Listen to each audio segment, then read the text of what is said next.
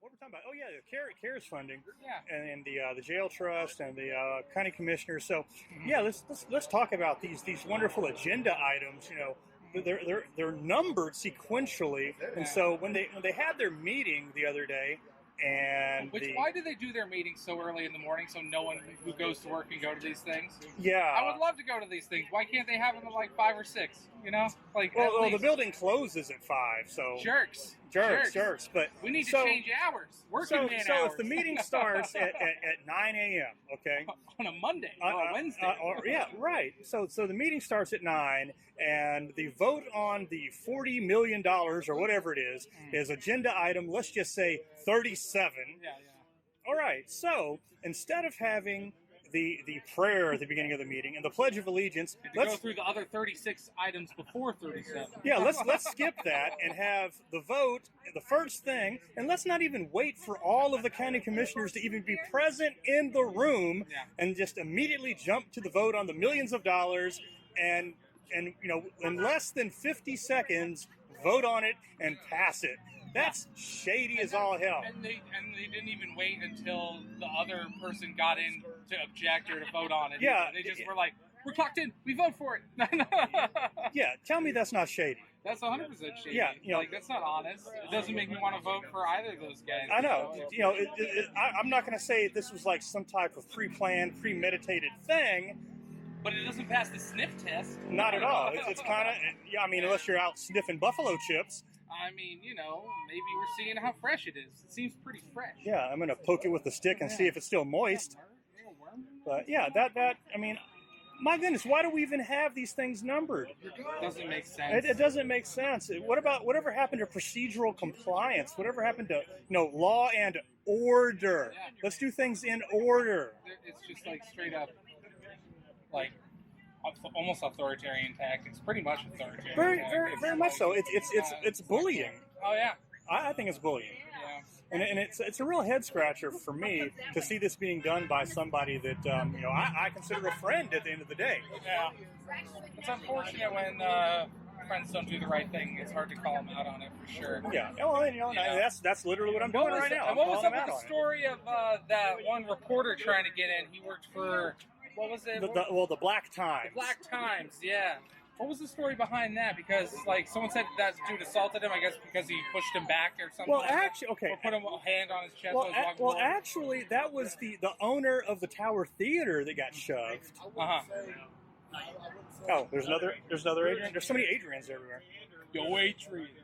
Yo, me, I did it. Yeah, you did. Yeah, so the Tower Theater owner got shoved, and he was on his Twitter. He talked about how he felt like his chest caved in, and he was so shook.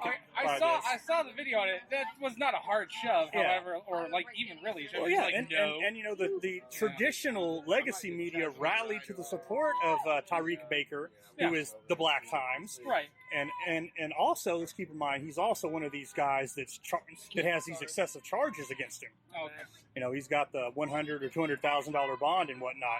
But he's literally just been out documenting the protests. Yeah. And I honestly think he was in the wrong place at the wrong time and just got caught up in some stuff. Yeah, it could happen. You got to be careful at those things. I think you do. It's people's rights to obviously go down and film. You got to be really careful, and hopefully he has.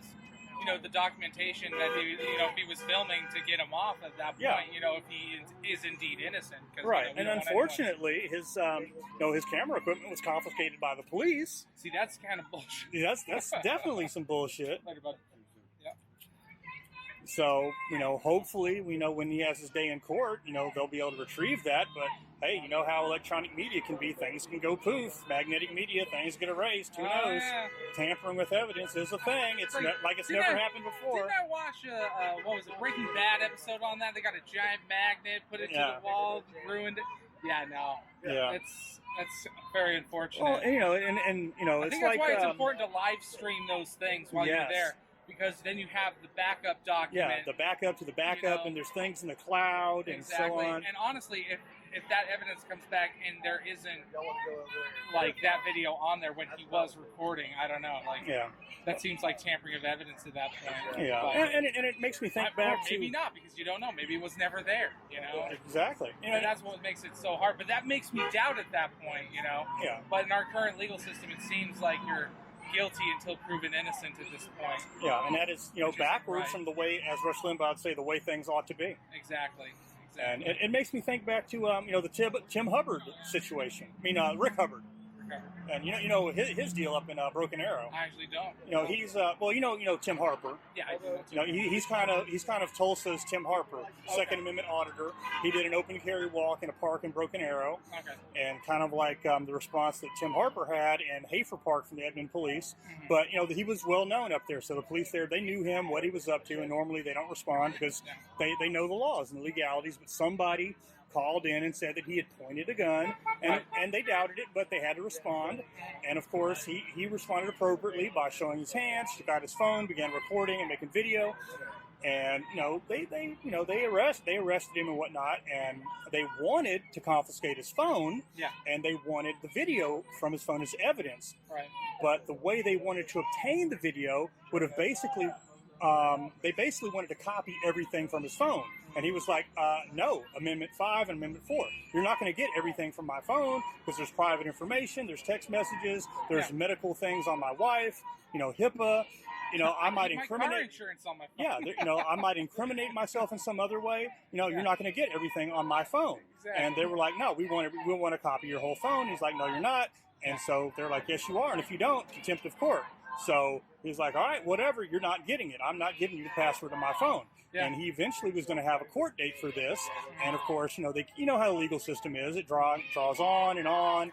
It's costly. It's very costly. And so they keep pushing his court date back and back and back. And then there's this thing with this child rapist you may have heard. Which one? This McGirt decision. Oh, yeah, that's right. With the, isn't that the what gave Tulsa all who was it? What tribe was it? The Creek Reservation had never been disestablished. Yeah. So, at Rick's most recent court appearance, his lawyer brings up the point that, well, you know what? He just happens to be enough Native American to be Choctaw and have a CDIB card, so we'd like you to dismiss this. Oh, get wrecked. So guess what? The district attorney went for it, and they said, all right, case dismissed. But the Tulsa police are like, you know what? We're not going to return your property to you yet. We're not going to return your stuff because we want to see what happens in federal court. We're just going to keep holding on to it, and just in case. You can't keep that shit forever. Yeah, you can't keep it forever, but just to be spiteful. Yeah. So it's never ending. It's never ending. That sounds malicious at that point, and I feel like you should be able to prove it, that it's malicious. Them taking your property, literally seizing it without what? Do they have a warrant for it or anything like that? Just because I want it, Yeah, it's bonkers, and I'm telling you, it's.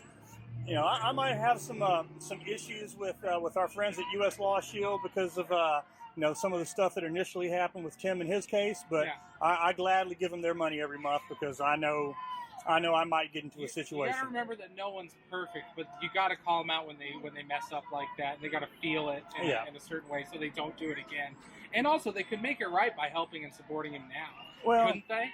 I mean, as an SDA instructor, I'm just going to say, and as a former U.S. LawShield rep, it is truly against their corporate policy to take the case of somebody in his situation.